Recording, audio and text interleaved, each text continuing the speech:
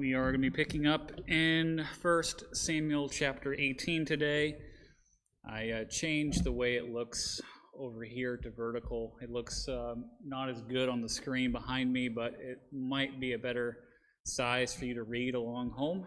I don't know if that is better or not. If it's not, I guess let me know and I can change it back, but at least how I see it right now, it looks a little bit larger font. So anyway, 1 Samuel chapter 18, this is directly after David and Goliath, the famous account that we find there in chapter 17. And so because David was able to kill Goliath, the Philistines were bested in combat. And because of that, we have the reproach of Israel being taken away for not wanting to stand up to a Philistine. So here in chapter 18, verse 1, we pick up our text. As soon as he had finished speaking to Saul, the soul of Jonathan was knit to the soul of David, and Jonathan loved him as his own soul. And this is going to be a pretty famous moment in which you find the friendship of David and Jonathan beginning. It's going to be a very strong friendship, even more so than the bond that Jonathan would have with his father, King Saul. Verse 2, and Saul took him that day and would not let him return to his father's house. Now we look at that and just kind of in that actual text itself, it seems to lend itself towards that Saul is proud of the boy David, and he wants to bring him back to the king's palace and so on to shower him with gifts and thank him for what he's done. Verse 3, then Jonathan made a covenant with David because he loved him as his own soul. And Jonathan stripped himself of the robe that was on him and gave it to David and his armor and even his sword and his bow and his belt. So they were fast friends. Verse 5, and David went out and was successful wherever Saul sent him, so that Saul set him over the men of war. And this was good in the sight of all the people and also in the sight of Saul's servants. So we're kind of jumping forward here in the time, it seems. It goes from David as a young man standing up to Goliath, a man of war since David's been alive. And he defeats Goliath because he knows that his strength is from God. He is then placed in a close covenant relationship, a best friend's role with Jonathan, the son of the king. They exchange, he now gifts him the clothing and the armor and the bow and the belt and the sword. And he's set over the military in a way. It seems like it's not the entire military from what we learn later on, but it says here that Saul set him over the men of war.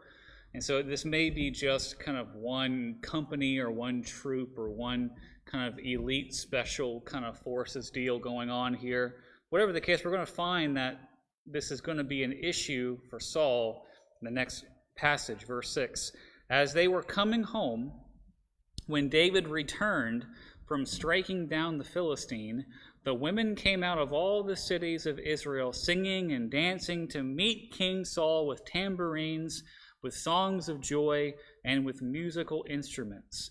And the women sang to one another as they celebrated, Saul has struck down his thousands, and David his 10,000s. Now again, a bit of hyperbole here. David's not killed 10,000 people yet, but it seems as if by killing one giant in the name of God, that would be his kind of claim to fame. Verse 8, and Saul was very angry, and this saying displeased him. He said, they have ascribed to David 10,000, and to me they have ascribed thousands, and what more can he have but the kingdom? And then you learn from verse 9, and Saul eyed David from that day on. So all was well and good when David stepped up and did what the king of Israel should have done, and in the name of the Lord go and strike down the Philistine. But now that David has done it and not King Saul, you see this envy beginning to take place. And this is going to be really the rest of the life of David until Saul is dead. And even then some, this is going to be the problem. Envy, avarice, if you will, is a sin that plagues mankind since the beginning of time. But having a king of Israel chosen by God We now know in the timeline God has rejected King Saul from being king, pulled his spirit away from him, and has now anointed David, the boy who could play the harp or the instrument to calm the distressful spirit placed on Saul, is now kind of, in a way, vying for that throne. Verse 10. The next day, a harmful spirit from God rushed upon Saul, and he raved within his house while David was playing the lyre, as he did day by day. And Saul had a spear in his hand. And Saul hurled the spear because he thought, I will pin David to the wall. But David evaded him twice. Now again, this is not a whole lot of detail here, but you think that David, having the Spirit of God, playing the lyre for him to help King Saul not be distressed anymore, and he chucks a spear at him the first time, he might want to leave. So Saul goes over and gets the spear and throws it a second time, so apparently he left now. Saul was afraid of David, verse 12, because the Lord was with him, but he had departed from Saul. Just so you know, some people in the text here think that because it's written post or after the events that is recorded here, him playing the harp for Saul didn't actually take place before Goliath, but Goliath happened first, and then he brought David back to his house and played the lyre. It doesn't really matter from my perspective, but just something to note here. The timeline may be a little bit of jumping back and forth. Verse 13. So Saul removed him from his presence and made him, here we go, a commander of 1,000. So he has 1,000 people working for him now in the military. And he went out and came in before the people. And David had success in all his undertakings because the Lord was with him. We just wrapped up our study on Sunday mornings of the life of Joseph. And there's, any more parallel account than Joseph to Jesus is definitely Joseph compared to David. All that Joseph did was successful, even being a prisoner was successful because the Lord was with him, and that was his source of strength. The same thing's absolutely true here of the life of David. Verse 15. And when Saul saw that he had great success, he stood in fearful awe of him.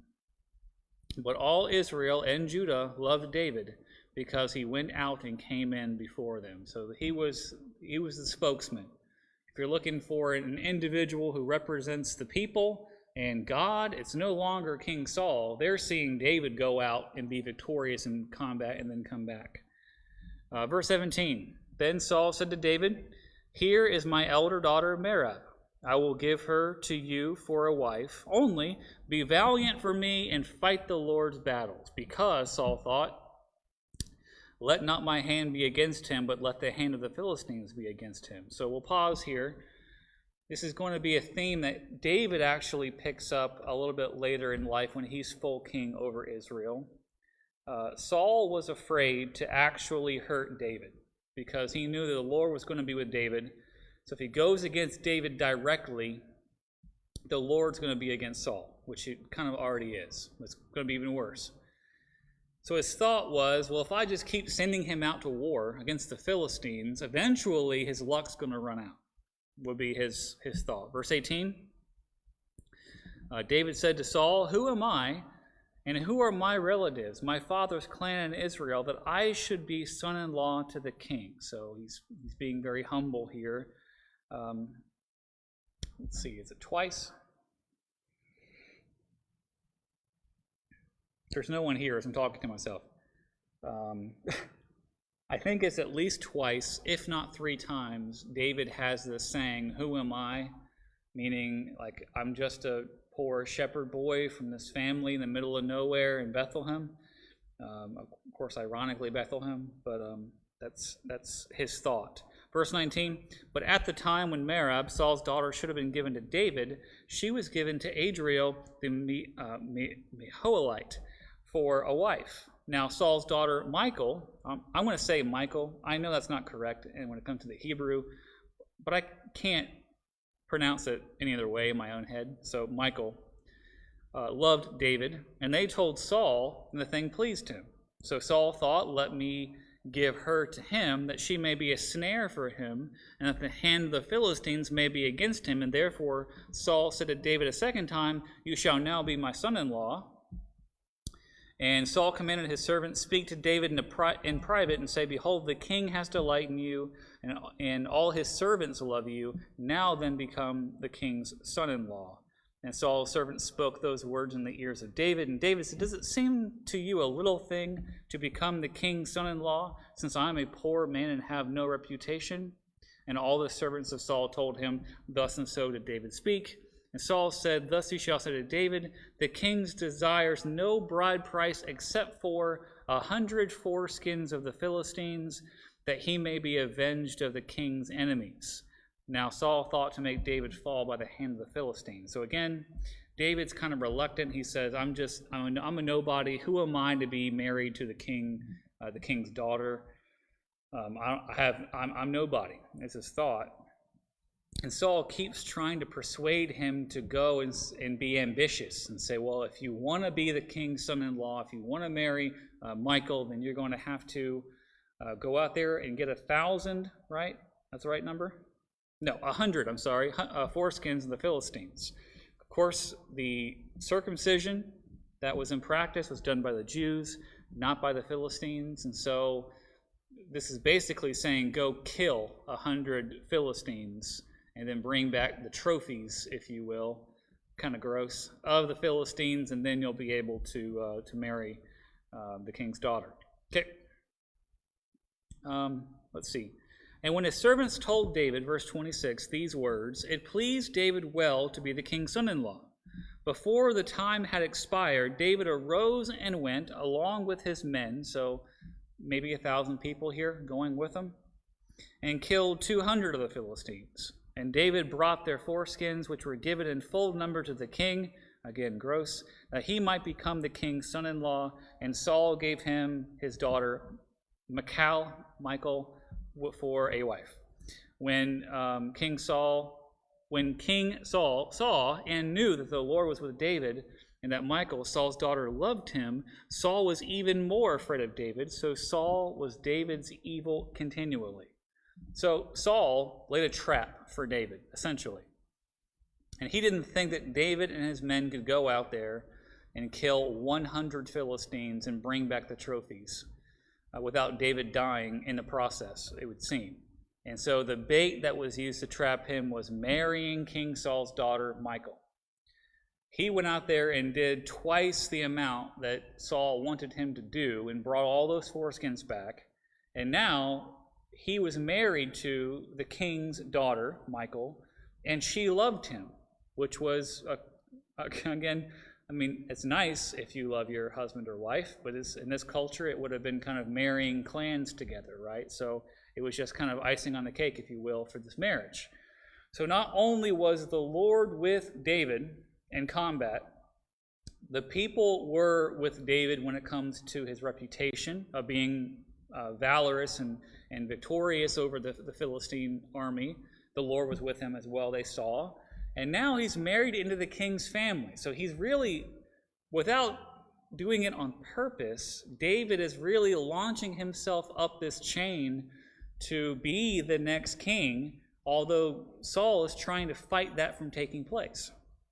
So verse 30, then the commanders of the Philistines came out to battle, and as often as they came out, David had more success than all the servants of Saul, so that his name was highly esteemed. So every time that they wanted to fight, David went out, fought them, beat them, and his name just kept becoming greater and great.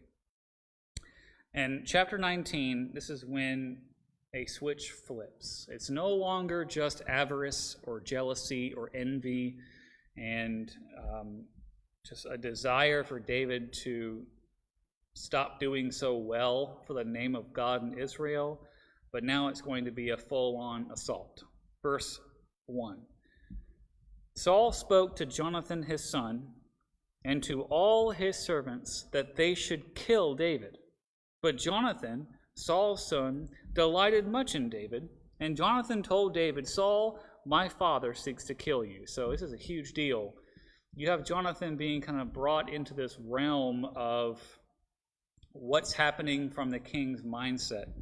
And Jonathan loves David so much as a friend that he's willing to betray his father, the king of Israel, and reveal to David what's going on behind the scenes. I mean, it's treason, really, is what it is.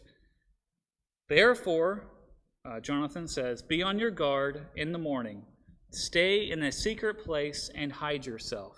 I will go out and stand beside my father in the field where you are, and I will speak to my father about you. If I learn anything, I will tell you. So Jonathan spoke well of David to Saul, his father, and said to him, let not the king sin against his servant David, because he's not sinned against you, and because his deeds have brought good to you. Because he took his life in his hand, he struck down the Philistine, and the Lord worked a great salvation for all Israel. You saw it and rejoiced. Why then will you sin against the innocent blood by killing David without cause? And Saul listened to the voice of Jonathan. That's good. Saul swore, as the Lord lives, he shall not be put to death. And Jonathan called David, and Jonathan reported all these things to him. And Jonathan brought David to Saul, and he was in his presence as before. So they had a falling out. Jonathan kind of brokered a mediation between the two, and everything is good. So he made a promise. He swore before the Lord that he wouldn't want to kill David again. Well, if you know about King Saul's reputation, he's not great about consistency, right? So verse 8, and there was war again. David went out and fought the Philistines and struck them down with a great blow so that they fled before him. And then a harmful spirit from the Lord came upon Saul. He sat in his house with his spear in his hand, and David was playing the lyre. So, I mean, you can just kind of imagine deja vu happening here. Why does Saul have to have a spear in his hand when David's in his presence? I mean, it's kind of, it's definitely not good. And Saul, verse 10, sought to pin David to the wall with the spear, but he eluded Saul so that he struck the spear into the wall, and David fled and escaped that night. Saul sent messengers to David's house to watch him, that he might kill him in the morning. But Michal, David's wife, told him, if you do not escape with your life tonight, tomorrow you will be killed. So Michal let David down through the window, and he fled away and escaped. Michal took an image and laid it on the bed, and put a pillow of goat's hair at its head, and covered it with the clothes. And when Saul sent messengers to take David, he said, he's sick. Saul said to the messengers to see David, saying, bring him up to me in the bed, that I may kill him. When the messengers came in, behold, the image was in the bed, and the pillow of goat's hair was at his head. So Saul said to Michal, why have you deceived me thus, and let my enemy go?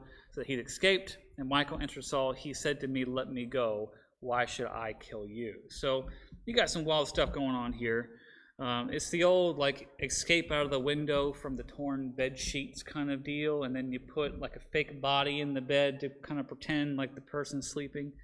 Now, I don't know how many movies I've seen that have pulled that stunt, someone escapes and then puts a fake version of themselves. I always think about, I don't remember what movie it is, but like a Prison Break, and you break out of prison and you put a fake body there made of pillows. This is definitely older than that kind of Prison Break deal, but it's interesting. Let's see. Verse 18. Now David fled and escaped. He came to Samuel, so here's Samuel again, at Ramah, and told him all that Saul had done to him. And he and Samuel went and lived at Naioth. And it was told Saul, behold, David is at Naioth in Ramah. So Saul sent messengers to take David. And when they saw the company of the prophets prophesying, and Samuel standing as head over them, the Spirit of God came upon the messengers of Saul, and they also prophesied. So let's pause. This is kind of a precursor to what will happen with Elijah and Elisha. So if you look at the big boys of prophets of the Old Testament, during the history of Israel pre-captivity, you're looking really at I guess Moses would be one major one that you want to kind of to touch upon. The next one really is Samuel. He's the next one in the line that really has a lot to do with what takes place in Israel. And then it goes from Samuel, it jumps a bit. You might say David, because he wrote most of the Psalms and so on, but it really goes on to Elijah, who is the guy that steps up when there's nobody else leading well in Israel or Judah. You got Elijah, and then it gets passed on to Elisha. And Elisha starts what we kind of call the school of the prophets. We don't really know what it really was, but it's kind of like this. You've got one major prophet, and you've got other prophets that kind of work with him, and they all prophesy, and that's kind of what's going on here. So as they're doing their deal and becoming prophets, Saul's messengers gets kind of become prophets as well. So verse 21, and when it was told Saul, he sent other messengers, and they also prophesied. And Saul sent messengers again the third time, and they also prophesied. Then he himself went to Ramah and asked to the great well that is in Seku, he asked, "Where are Samuel and David?" And one said, "Behold, they are in Naioth and Ramah." And they went there to Naioth and Ramah, and the Spirit of God came upon him, Saul, also, and he went and he prophesied until he came to Naioth and Ramah. And he too stripped off his clothes, and he too prophesied before Samuel, and lay naked all the day and all that night. And thus it is said, is Saul also among the prophets. So, a little bit confusing because we don't really have the details here. I think we would have a better idea of what's being talked about if we were near the time of the writing of this book. Because it seems like the author is just kind of saying, well, you know that saying that we have, is Saul also among the prophets? Well, that kind of comes back to this one moment here where he's trying to track down David, and David's hanging out with Samuel, and Samuel uses the prophetic ability to thwart the three messengers that are sent, the three movements of messengers. And then Saul himself also became kind of a prophet for a while as a deterrent maybe for David's life to be spared. So again, I don't really know much beyond what I just said, meaning that I don't have the details to explain much more than that, but it kind of reads like there was that saying, and this is the author telling you this is why we have that saying, is Saul also among the prophets. So that's kind of the beginning of Saul's envy turning into jealousy, turning into a murderous desire. As we go on to chapter 20 next week, Lord willing, we're going to find out that this is really the breaking point. Jonathan is going to commit treason once again, break confidentiality with his father, the king, and he is going to send David away from Saul. And this is the beginning of this epic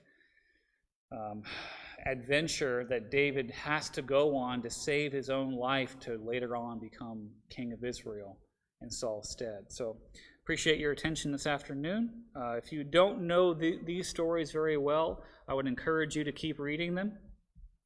This is the ESV. I have never taught this text to my knowledge or my recollection anyway from the ESV, so some of these words and names are different. So I would encourage you, if you've only ever used like the King James or New King James, try something new. I mean, you don't have to commit to a version, but they're available online for free. And then again, just kind of read it in one translation and then see if you get a different sense of it. That's really why I went to the New King James to begin with. Was I had been taught in the King James for a long time, and there were some things I just wasn't really getting until I read it from the ESV or New King James, and then I'm like, oh, I know what's happening now. Then I can go into the actual text and see what the words really mean. So just a thought for you. Okay, thank you guys. See you next week.